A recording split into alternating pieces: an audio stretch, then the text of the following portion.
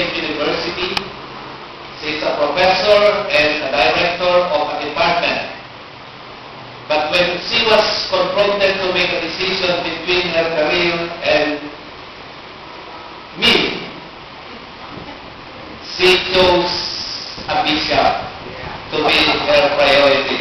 And that's why I am so thankful to God, because I am not alone.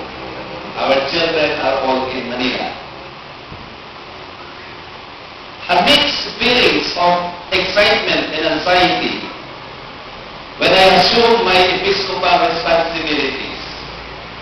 I must confess that my exposure to DEA is so little that I need some time to study the culture of the people, the context of mission, the most effective way of leadership that can help in fulfilling the vision of Davao Episcopal Area. Let me give you the state of Davao Episcopal Area. DEA is the smallest and yet the biggest among the three episcopal areas. Its geographical jurisdiction is from some parts of Luzon, like Bicol. This is part of Luzon. Some islands of Visayas and Mindanao. So this is the biggest so far among the three episcopal areas in terms of its geography. At present, from the latest census that was 2011, we have 12,247 professing members according to the statistics, and 10,131 baptized members, and we only have 201 local churches. We have 64 preaching points and a total of 15 districts. For the ordained elders, we have 148. We have 148 ordained full-fledged elders of the church. And for the non-ordained, meaning local pastors and others, we have 166. That is the composition of Davao Episcopal Area at present. For the vision for Davao Episcopal Area,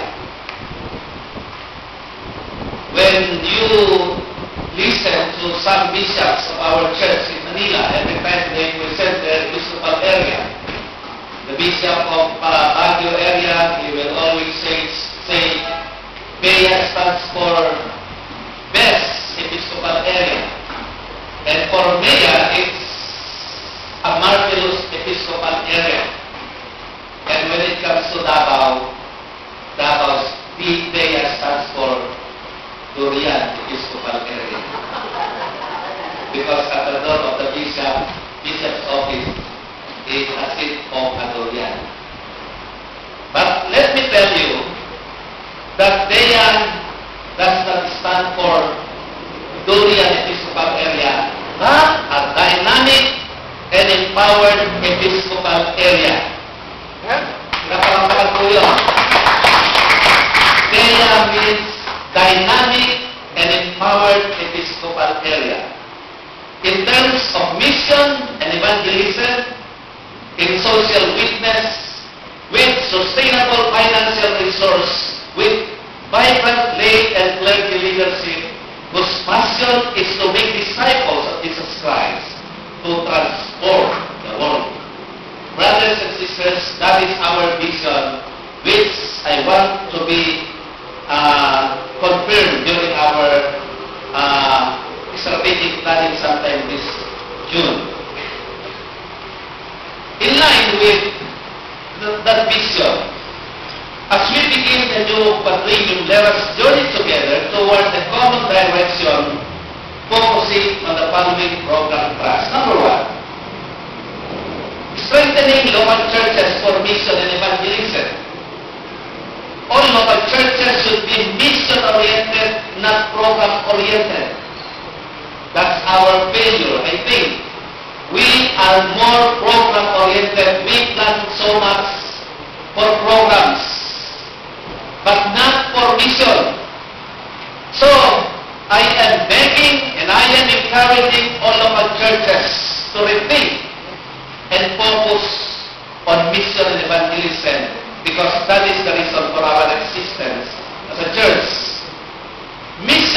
evangelism should be intentional. Let me repeat that. It should be intentional, not just a seasonal activity of the church. Local churches should make a workable plan on how to evangelize and conduct the mission of the church.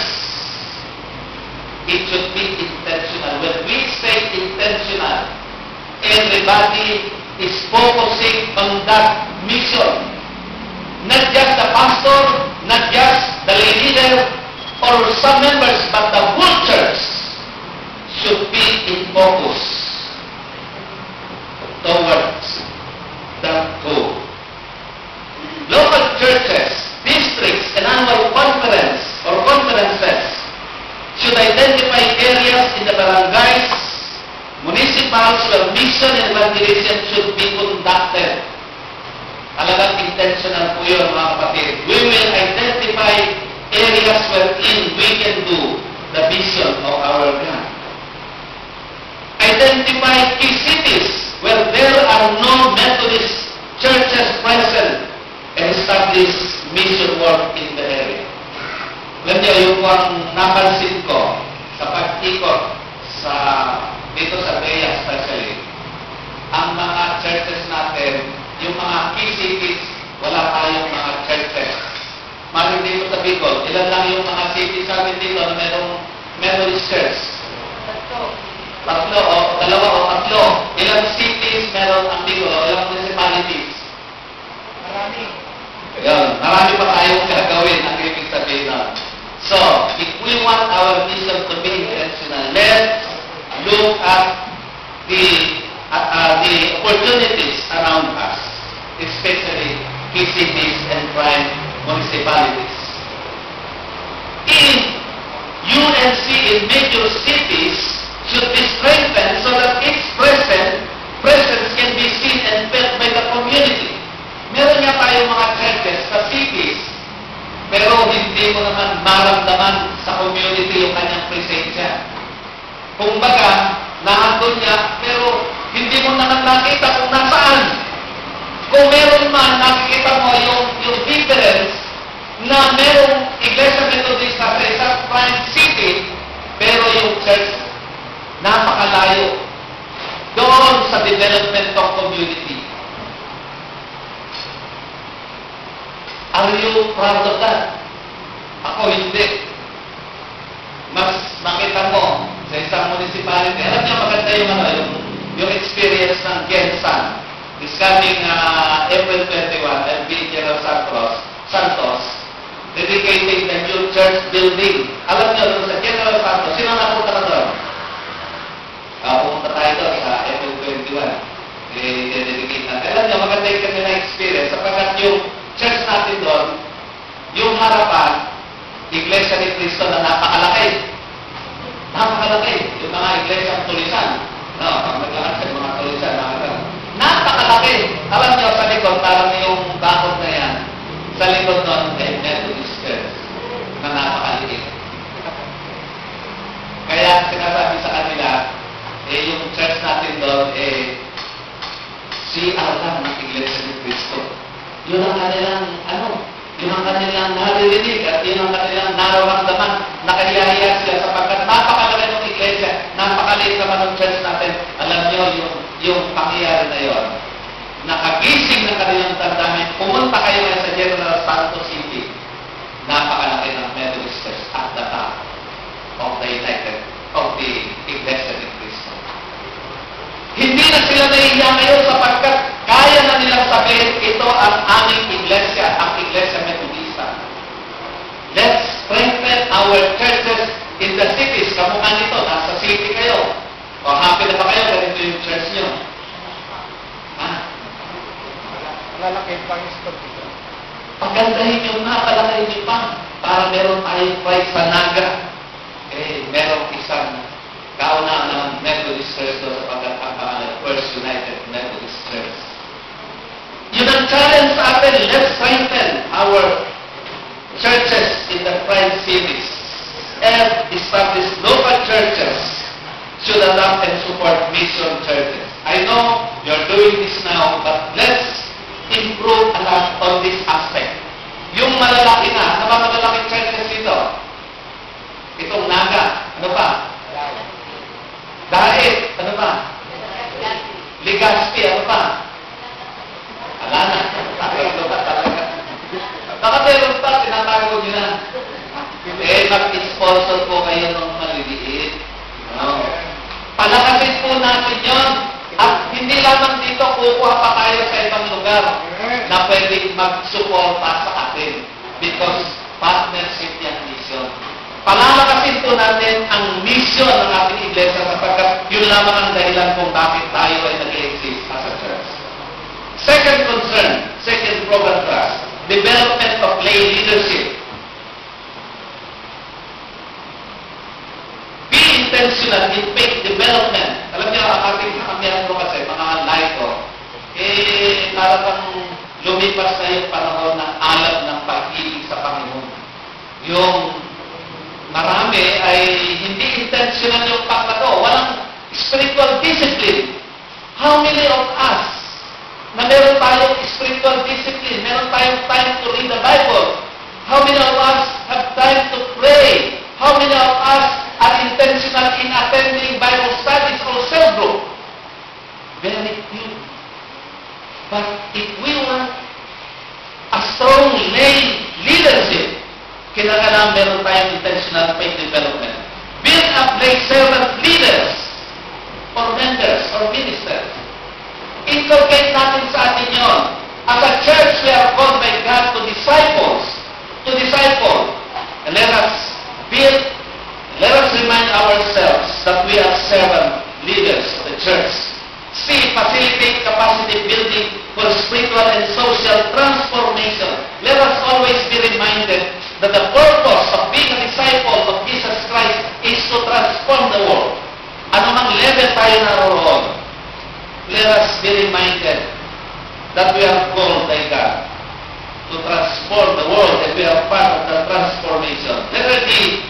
Empowers leaders for mission and evangelism. Local churches should be intentional in developing leaders for mission and evangelism. Ano man yung ating pinag-aaralan, it should always lead to mission and evangelism. Tandaan po natin yun, mga kapatid. Members of lay organization should be trained, exposed, and lead to practical approaches how to share the gospel to other people. Sometimes, ang mga organizations natin, ako nandito ako ang ating mga fellowship, puro fellowship. Tuwing magkikita, alam niyo, meron po kaming anak, yung bunso namin, nung nag-aaral sa Manila yun. Sa PUP nag-aaral yun, alam niyo, doon siya nag-aaral sa isang fellowship malapit sa Central Church.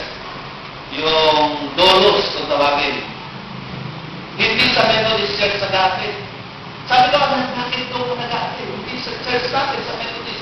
Kasi dati, maganda ro, na-bless kami doon.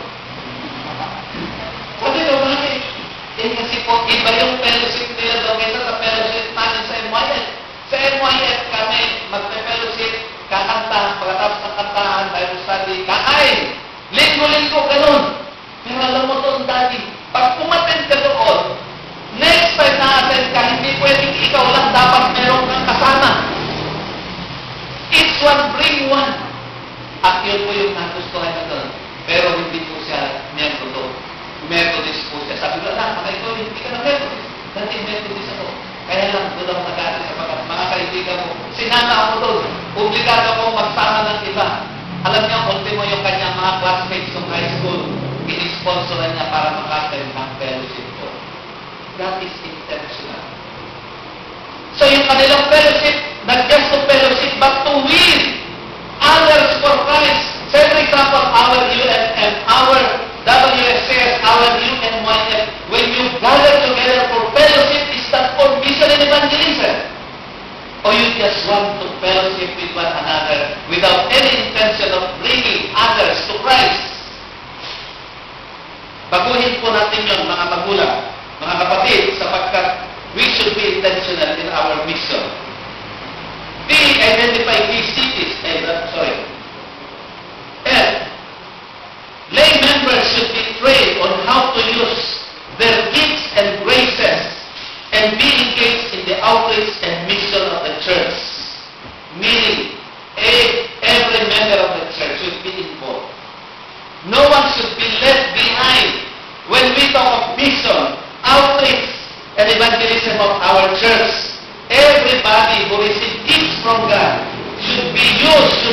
serve because we are called to do that.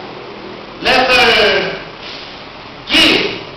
Lay members should be trained to become faithful disciples of Jesus Christ and train others to become disciples. Hindi na isang problema natin. Napakatagal na nating miyembro. Pero meron pa tayong inaalagaan para mag-mature sa faith. Kayo mga kapatid, meron ba kayong mga inaalagaan? O kayo pa rin yung inaalagaan hanggang kayo? A disciple should disciples others. Kinakailangan. Meron po tayong ganong pagtingin sa ating iglesia para tayo lumato. Ladies should be strong partners of pastors in making disciples of Jesus Christ. Litin ko yun. Ladies should be strong partners ng mga workers po natin. Hindi po kayo yung magiging hadlang para maging effective ang ating mga pastor. You are our partners in ministry. Dapat kayo yung mag-i-encourage, kayo yung magbibigay ng strength to go on para ang inspirasyon ay matamo ng bawat isa. Letter I, ladies should volunteer in mission of the church. Mag-volunteer po kayo kung meron kayong kayang gawin at dapat gawin. Talk to your pastor. Sabihin nyo, gusto ko pong maglingkod. Ano po yung pwede kong gawin na gusto nyo ipagawa sa akin? Baguhin na po natin yung attitude na tayo inaatasan, puro tanggi. May sakit na iling. Ganun kasing tanda ng simbahan. Bakit hindi pa rin mautusan para sa paglilingkod sa Panginoon? Mga kapatid, baguhin na po natin yun. We need to grow as disciples of Jesus Christ. Number 3, enhancement of clergy, deaconesses, and mission workers. Sa mga pastor naman po tayo, sa mga workers naman po tayo, sa pagkakapartner sa pastors, deaconesses, and mission workers should be equipped, inspired, and effective in their ministries. Hello? Ang mga pastor po ba natin equipped, inspired, at effective? O perspired? Ang gusto po natin, ang ating mga manggagawa, pastors, deaconesses, mission workers, ay effective sa kanilang ministry dahil sila ay equipped. Inspired sa kanilang paglilingkod. Napakahalaga po yun. Kahapon sa aming initial cabinet meeting, dinidiscuss namin yung final list ng appointment.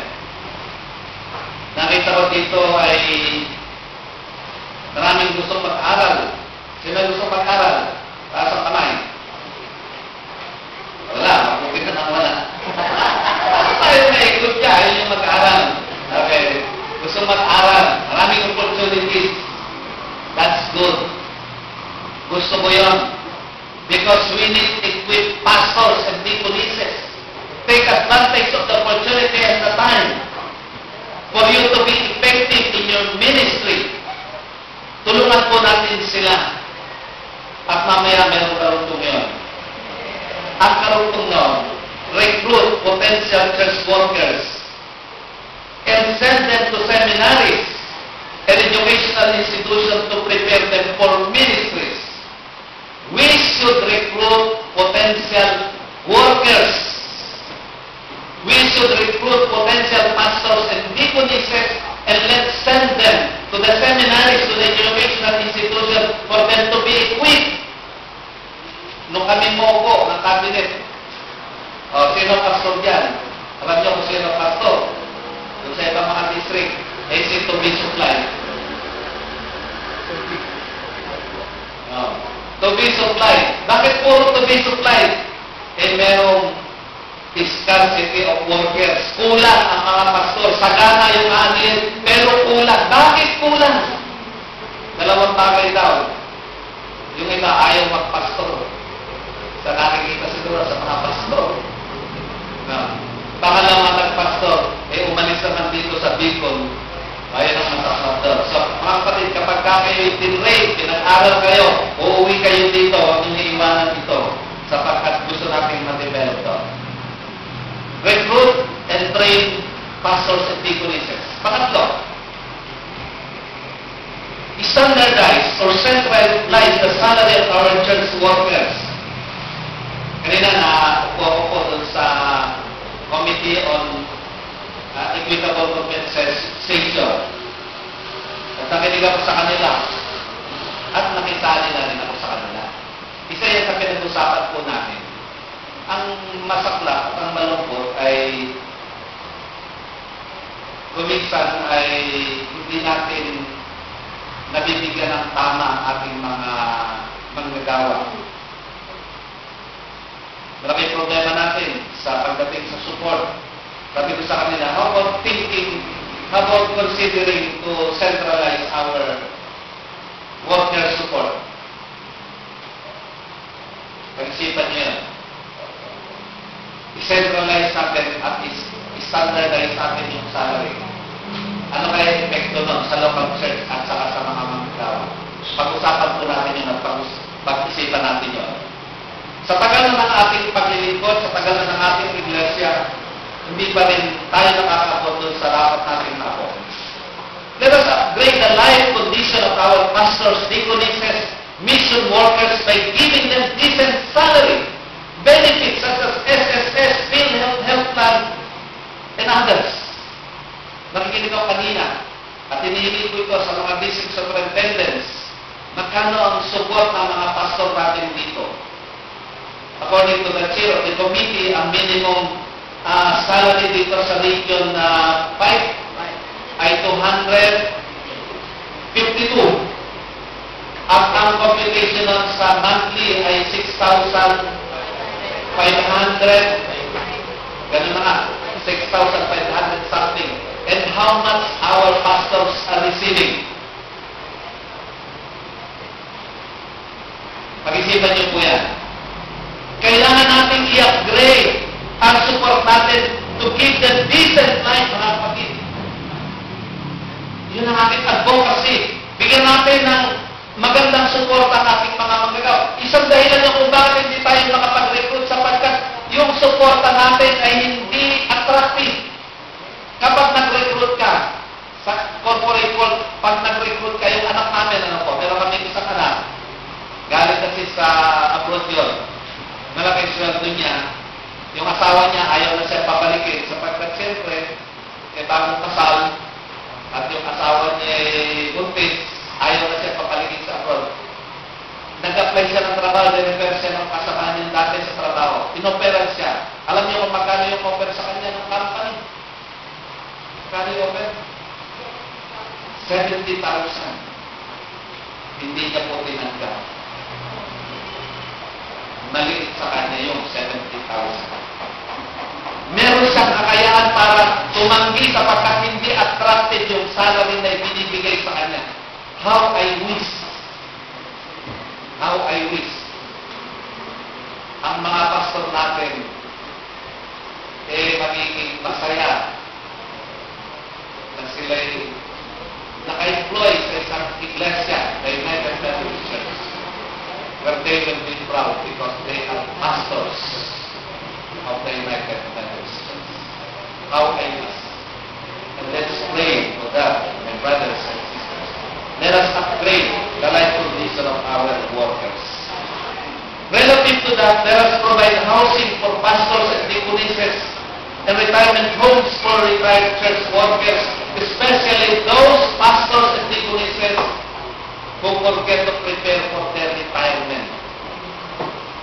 Lagi ko po tinatanong yun, yung mga pastor natin na nag-retire, meron ba silang sariling bahay na tinitiran o inuuwian?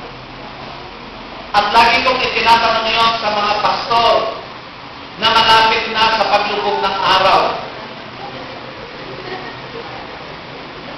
Kung kayo ba'y mag-retire, meron kayong uuwian. Of course, sabi nila, meron pong memorial plan yan. Memorial plan yan. Kaya malungkot po at ako'y ako'y naawa. Kami po ni Mrs.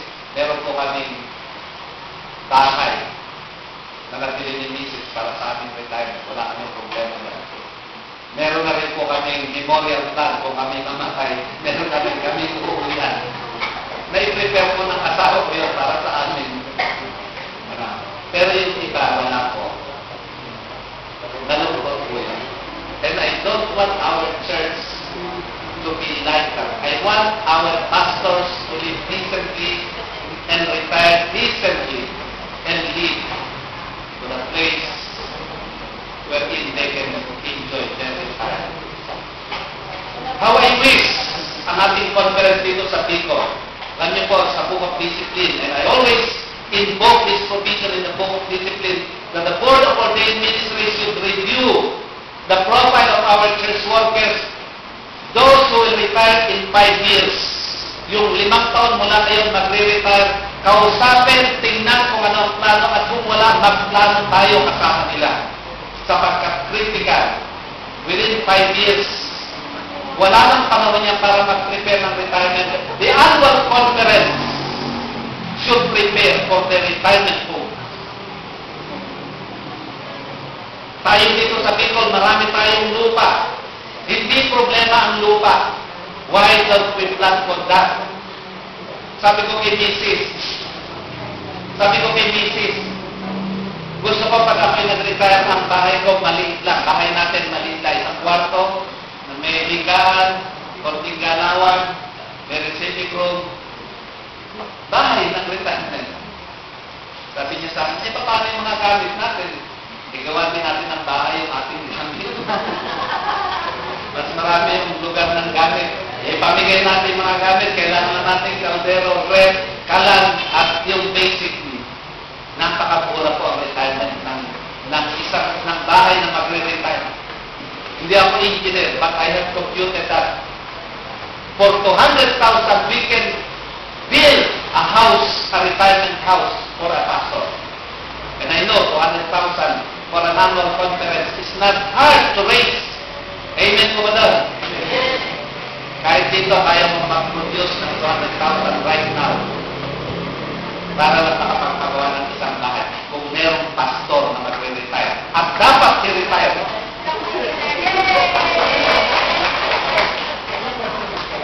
Mamatiyak lang namin na meron siyang uuwian. Pati yung retire na, pwede natin igawa yan. That's the possible I have. Kapag ako'y nalulungkot ko, kapag merong pastor na dapat na mag-retire, hindi pa makapag-retire sapagkat walang uuwian. Na nakita ko sa aming konferensya na merong pastor, para makapag-retire lang, compulsory retirement, kinakailangan mag-fundraising ang distrito para lang may gawa siya ng bahay. Actually, that is far beyond my dreams to our church. So let us think about that. Let's work on that because we have our church workers.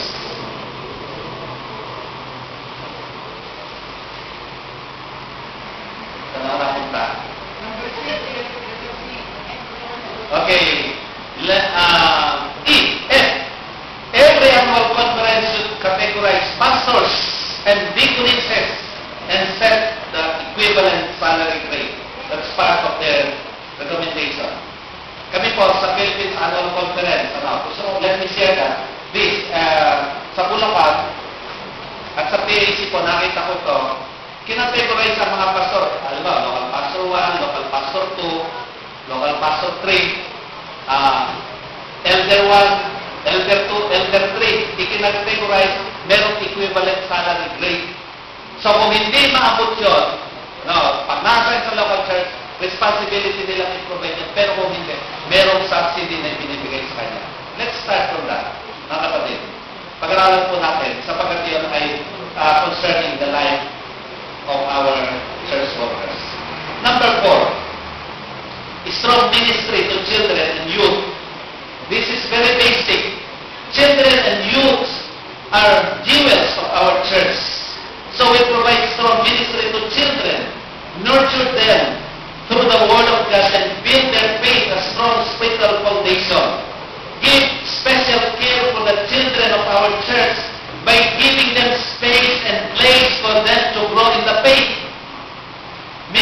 ba yung mga bata natin at yung kabataan sa ating iglesia?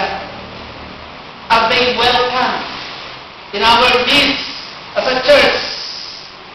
Youth should be supported by the church council, giving budget to their programs and activities. Matagal na po itong programa na to, and sometimes we forget to support our young people. Pastors, deaconesses should provide guidance and direction to young people. Worship celebration every Sunday should be tailored to children, youth, and adults. I-review natin yung ating mga pagsamba. Yung bang pagsamba natin, ano ang kanyang audience? Puro matatanda. Pagka, sa pangit siguro, mukhang hindi lang problema nito. Pag may praise and worship na, nagagalit na yung matatanda. Hindi nyo sarili yung iglesia. Kinakailangan lumagutin yung mga bata. Kabataan yun ang kanilang world ngayon. So let's accommodate them. Integrate natin sila sa worship life ng church. Wala pong monopoly ang matatanda sa iglesia sapagkat darating ang panahon yung kabataan, siya ang tatanda, yung bata siya magiging kabataan, inclusive ang ministry ng ating church. So let us produce and let us provide strong ministry to children and youth. Number 5, Christian stewardship. Stewardship as spiritual exercise. Develop stewardship as a way of life. Conduct seminar, forum, and symposium to raise the vitality in local churches in the area of funding the mission of the church and cultivating generosity. Teach the biblical foundation of tithing as basis for Christian giving. Tithing. Lagi nating pag-usapan, lagi nating ituro, especially mga pastor, no substitute for the pastor to teach tithing. Responsibility ng bawat pastor na ituro sa bawat isa na maging faithful tither sapagkat yun ang mandate sa atin ng salita ng Panginoon. Huwag niyong i-delegate sa mga laikong pagtuturo sa tithing. Huwag kayong matakot na magturo. Responsibility natin yan, mga kamanggagawa. Teach the biblical foundation of tithing as a basis of Christian giving.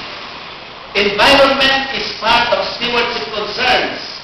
Pastors should attend seminars and workshops on climate change in order to incorporate in their sermons and studies in the local church. Kung kailangan niyo ang facilitator, marami po tayong makausap na handang tumulong sa atin para magpunta ng seminar on climate change. Hindi lang po si Loren Legata. Encourage generous giving and make the resources available for mission and the transformation of the world. Let's encourage one another to give generously for the mission of the church. Stewardship of property. Secure all properties of our church by titling all untitled lots. Alam niyo na, discover ko po, ito isa sa major problems ng ating church. Especially dito sa Davao, sa Davao Cristo Parere, napakaraming properties dito. Ang lalawa, ganyan sa Maynila, ang mga property ng simbahan natin doon, kung ano lang kinatitirigan ng simbahan. Kumisan, nasa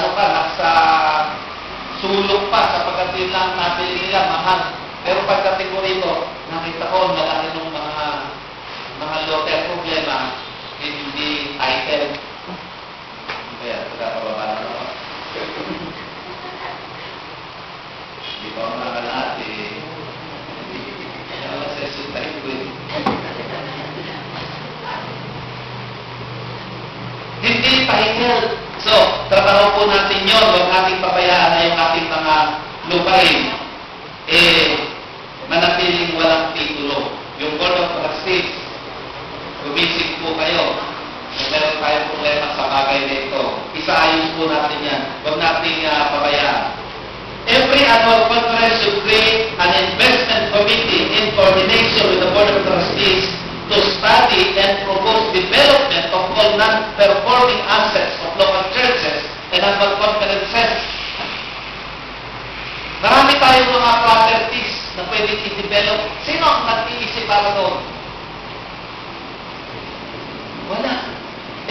hindi tayo mag-create ng isang committee na gagawin niya lamang isipin. Kanina, nag-usap kami na yung pastor dito. Meron tayong mga properties dito. Tama ba yan? Strategic yung location. Pero, walang nangyayari. Bakit? Hindi tayo nagbe-venture para ma-develop yun. Napapabayaan natin. Why don't we think about that to develop that property or properties? Para hindi tayo naghihirap. Marami tayong dapat na pakitain pero hindi kumikita sapagkat wala tayong ginagawa. Second, that inventory of all non-performing assets and make them productive to become income generating. Sa kabuuan ng Bea, isa po yan. Isa gusto ko tutukan sapagkat naninilayan ako. Marami tayong mga properties, hindi napag-uukulan ng pansin.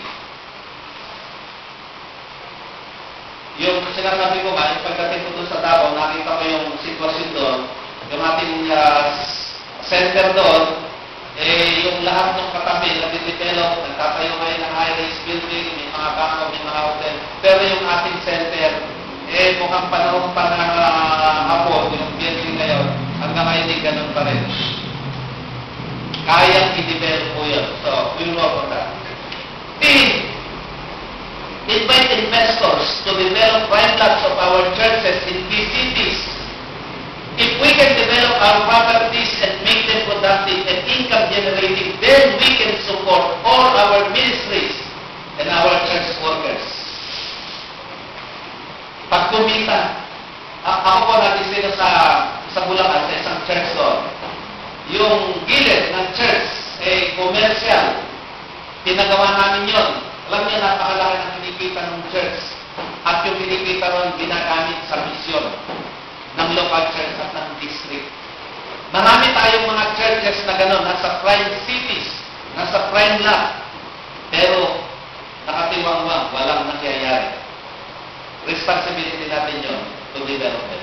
Number 6, ministry with the poor. Engage in social and advocacy ministries of children, youth, and women, OFW, and marginalized sectors, including indigenous people. 2, capacity building for local churches in providing holistic services for the poor. 3, link with other existing UNC social institutions and other government and non-government organizations. Marami po tayong mga NGOs na pwede tayong makiugnay doon na handa po silang tumulong sa atin at magamit natin sa ministry of the poor. Number 4, develop livelihood projects to provide job opportunities to less privileged members of the society. Kailangan natin mag-isip. Ewan ko dito kung ano ang mga pwede natin gawin para magkaroon ng livelihood projects. Ano yung pwede natin gawin dito? Pag-aralan po natin yun to help in the ministry with the poor. Number 7, part of our general concern ng church natin is stopping killer diseases. It has been a program for quite a long time, but we will continue this.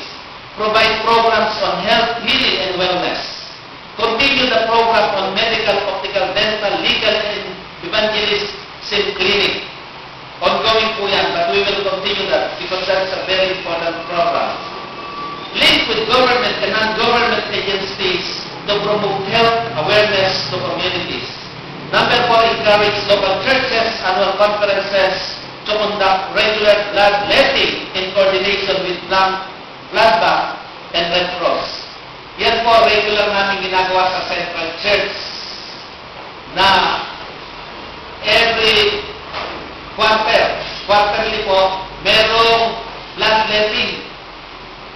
Yung mga miyembro, coordinated po yun sa Red Cross.